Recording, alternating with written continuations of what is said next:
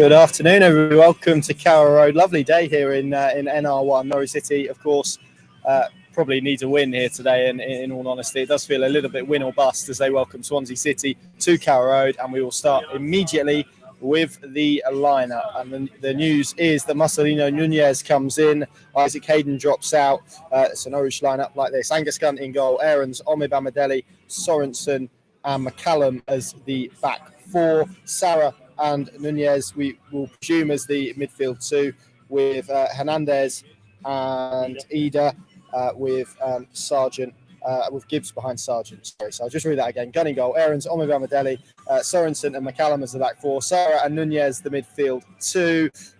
Hernandez and Ida, with Liam Gibbs behind Josh Sargent. The subbench: Tim Krul, Sam Byram, Isaac Hayden, Christoph Solis, Temu Pukki, John Rowe and Abu Kamara. So that is how Norwich City line up today. I mean, given the way he spoke about Isaac Hayden yesterday, David Wagner, at his pre-match press conference, admitted there was a little bit of fatigue there. Probably doesn't come as that big a surprise to see Marcelino Nunez back in today.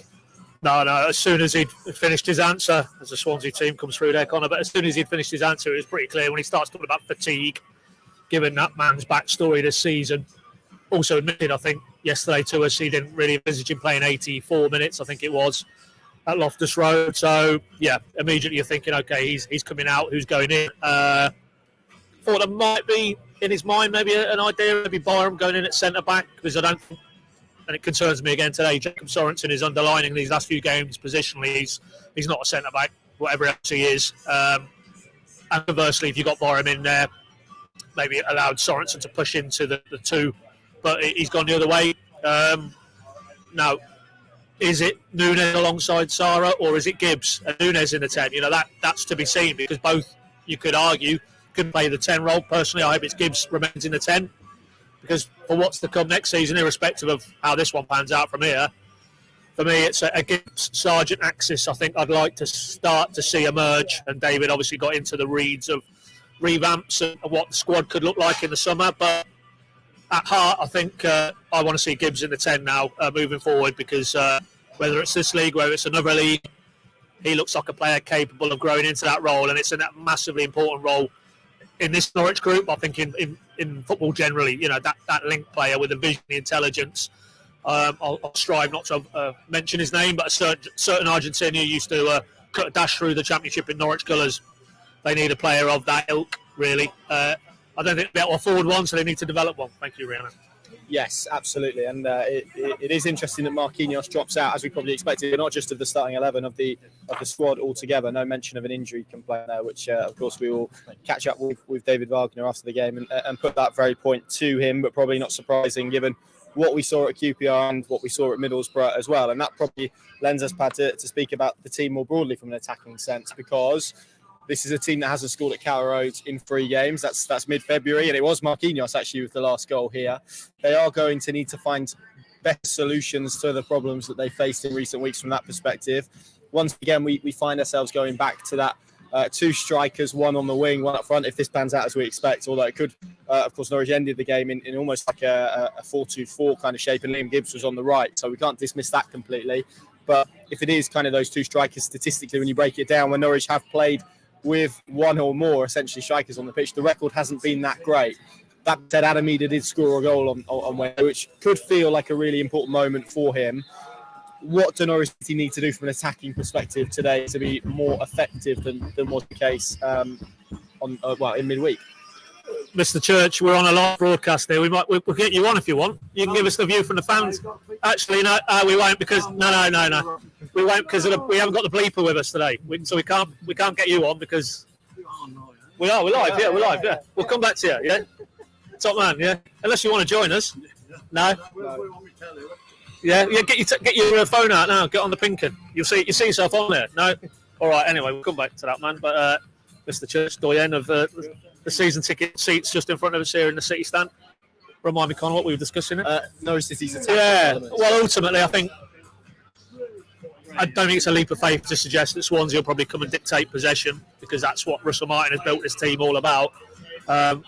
So it might set up that Norwich needs to be good on transition, good on the counter, as they were at Blackburn, which really, for me, is the standout game in that run post-Millwall. That's the only game they've really looked I think it was Ida and Hernandez on the flanks that day, and it was Gibbs in the 10. Yeah.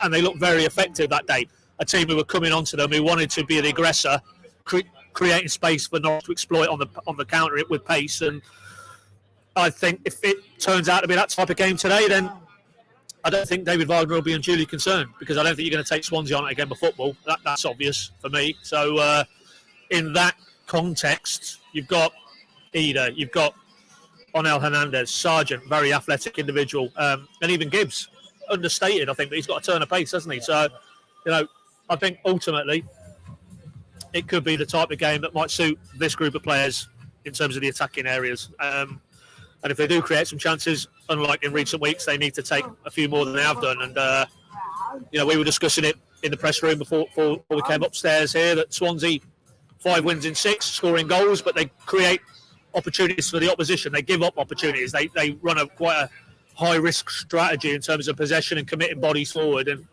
I think Norwich will get chances. Will they take any? And that's the question. Let's bring you that Swansea City lineup. Yeah, see you later. Good to see you.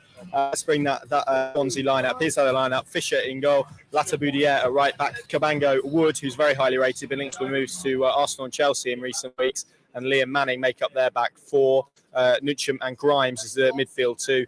Cundall and Patterson either side of the front two of Joel Perreault and Cullen. And Joel Perreault, by the way, Pad, worth mentioning him, 18 goals this season. I think it's 7 in 10, isn't it? Really rich train of goal scoring form. Needs 2 more goals to obviously get to 20, as is the case if he's on 18. But that would be the second successive championship season that he's done it. Prolific at this level. I think it's something like 45 goals in 83 games. It's or maybe 43 goals in 85 games. I can't remember the exact numbers, but the goal scoring record kind of speaks for itself. He's someone that Norwich City's defence and defensive two are going to have to monitor, and certainly not provide the space that we saw him give to QPR on Wednesday. Yeah, I mean that's a concern for me, that he is running very hot at the minute, and I'm a little bit surprised he stayed around at Swansea, because I'm looking at him now, he's 23 now, so you would have thought in terms of age profile, after the season he had last season, somebody in the Premier League, I know he was linked with a number of clubs, but it didn't happen. He stayed, had a bit of a sticky spell, to be honest, after a decent start, but he's coming strong now. Yeah, 19 in 42 is some return, and you just wonder if you could have dropped him into Norwich's team post-Millwall. I think they might have had a few more points on the board, certainly a few more goals. So here's the danger man. And if we go back to that game, which, if we all remember, was the one immediately after the World Cup pause, when Norwich went to Swansea, Swansea dominated the ball that day, and it was a smash and grab. Norwich came off the park there with the 3 points, probably didn't deserve it overall. And if you'd have dropped a Perreault at that stage, wasn't really scoring goals, into this Perreault into that team, I think Norwich would have got beat that day. So, yeah, he is one they have to respect, no doubt. And, it's safe to say that you look at the way Lyndon Dykes bullied the 2 centre-backs the other night. He's not the same type of striker, but he is a big, powerful striker. And he clearly is in a rich vein of form, so he is the danger man, no doubt about it. I think it's a blow from today that, just double check, Joe, well, we've seen him here, haven't we? Joe Allen, very experienced, Welsh international, had his injury problems, but apparently he was very good midweek against Preston. And then, if anybody's seen the footage, it was all hell broke loose, and a bit of a melee, quite a melee, in fact. And in the context of that, he got a red card, and he's out now. And I think that will aid Norwich, because he is quite a key player for them in terms of making things tick in the middle of the park. But I'm sure that group of players will turn up here very confident on the back of 5 wins in 6. It's interesting, we've seen Russell Martin already, haven't we? We've seen Matty Gill straight off the coach, straight onto the pitch. There was a brief exchange with David Wagner, and Russell Martin. But clearly those guys know a lot of the backroom stuff here, and there was some warm embraces, and he's spoken already in the build-up about this is a special game for him, coming back for the first time in a competitive sense. He's brought a team back to Colney, I think, when he was at MK Dons in a pre-season friendly, but this is the real business. But the way he was talking, any sentiment will swiftly end come the start of the game, and they will be targeting the 3 points. And, there's so many subplots to what could unfold today, and let's just hope it isn't the Russell Martin return and spoiling it from a Norwich perspective. But there's no doubt, Wagner said it yesterday, Norwich will have to be considerably better, I think, than they have been for the majority of this post-Millwall run to get anything today, because these are the form team in the division. Yes, they are, and I think Russell Martin's spoken a lot about wanting to go into the summer annoyed from a Swansea perspective that they haven't quite been able to sort of sustain themselves long enough to push for the top 6, which very much would have been credible if they had this run probably 2 or 3 games earlier than they did. You see the likes of Preston, who surged up the table, Coventry as well have been obviously prior to everyone kind of stumbling in a very good run of form. Swansea would have been alongside them if maybe they'd have started a game or 2 earlier, and it's going to be really interesting because Swansea obviously can move level on points with Norwich today. The goal difference will make it very difficult for them to leapfrog them. But from a Norwich perspective, it is exactly that, Pad, as we kind of move to our predictions. It is a win is all that will do. I mean, Mark Robbins, who obviously Coventry manager, they're 1 point better off than Norwich in this playoff race. He feels it will be 3 wins that's required to get into that top 6. Bizarrely, I think Norwich could go into the top 6 today with a win because Blackburn are playing in the later game against Preston. West Brom don't play until tomorrow. Obviously, Coventry are at Reading, aren't they? Hosting Reading, I think that's right. And obviously, Sunderland playing West Brom tomorrow. So there is an opportunity for Norwich to make up some ground with a victory here today. But we've been here before. That was exactly my point. To be frank, we've been here before. They've missed opportunities. The home form's dire. It's 1 win in 8. I mean, taking stock already of social media, but you speak to fans in and around this place, there isn't that optimism, there isn't that confidence that this group of Norwich City players are capable of winning this game, let alone breaking into the top 6. And if somehow they do, it feels more of a reflection on the championship as a whole rather than Norwich City and what they've been able to do this season. Well, yeah, absolutely. And we put those points to David. And what I will say for him, clearly there are now increasingly questions about him in terms of his coaching and the way that he set these teams up and some of the personnel and some of the sort of residual, it feels, tactical issues. A guy, Ben Lee, who does some great work for us and analysis, he's talked about the build-up disparity with a lot of teams and how they're outnumbered in a key area of the pitch. And, we'll part that for another day. But in terms of to deal with and trying to be honest and open and trying to connect with the fan base through us, you can't really fault David, I don't think, on that score at the moment. And on that point, said to him, look, last three games at Carrow Road, these fans turned up, you haven't performed, you haven't delivered. And he said it's not acceptable. He understands the frustration, he gets it. For Norwich to get to where they need to go, whether it's this season or seasons to come, this has to change. It's not good enough. Your home form is your bedrock, basically. And he recognises all that. But wrapped around those comments yesterday was just an appeal to block that frustration, was his term, and come today, one final push, and actually did put that Mark Robbins line to him that he feels 9 points is what they need, and then they'll need help from elsewhere if Coventry are going to get in the playoffs, and they're 1 point better off. David again dials it back down just about today. Let's just see where today takes us, and to take your point, Connor, it could take them into the top 6, as it could have took them prior to QPR, as it could have took them last weekend prior to Middlesbrough, and they're the 2 most recent examples where the door was there, open, push yourself through it, and kick on. And they haven't been able to do that. And I think, as we all feel, it's when rather than if that they're back in the Championship next season. And to touch on Zoe Webber's boardroom notes today about that, there will be a point where they need to reflect on what's gone wrong. That's what happened already, right? Well, surely. Yeah, you'd hope so. But in terms of communicating that to their fan base, that will come in due course, and that'll be off the pitch and on the pitch. But what's clear, and this is again, which was for me good to hear, David already now talking off the back of the Onel contract announcement and Stuart Webber's comment about the first of quite a significant number of changes. It needs it. It's massively stale. Needs a huge refresh. Of course, the problem that might impinge on that is the financial room for manoeuvre in terms of refreshing and reshaping the squad. But what isn't beyond any doubt now is that both Wagner and Webber realise this group maybe have reached the end of the road, and it needs to be a new cycle. How they go about it will be the fascination come the summer. We'll part of that for now, but to bring it right back to today, can we get a final hurrah from some of these players? Can they overcome all the injuries, overcome the fact that they've fallen well below the club's stated ambition, which was to attack automatic promotion? Can they rouse themselves? They haven't been able to do it of late. Will today be more of the same, or will we see something a bit different? And that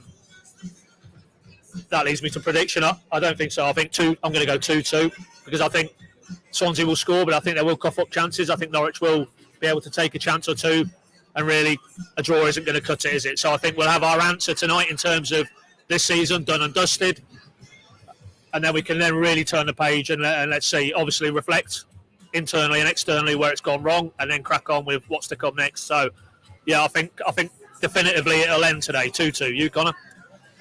Yeah, I think I said a 3-2 defeat yesterday on the previous show. I'm going to stick with that. I like you. I can see goals. I think there's no team outside of the top four has scored more goals than Swansea this season, 61, but they've also conceded 61. So that gives you an indication of where they are at. I think the Russell Martin narrative, I think we'll see him and his side really respond to that. And so yeah, I'm going to go for goals as well, which probably means it's going to be a 0-0 now, right? But even that, I think in the grand scheme of Norwich City season would not be what is required. And just to give you an idea today, Norwich City cannot mathematically be done today, because Norwich can still get a maximum of 71 points. Obviously, a defeat would mean the maximum they could then get was 68. Millwall with a win, they're in action against Wigan today away.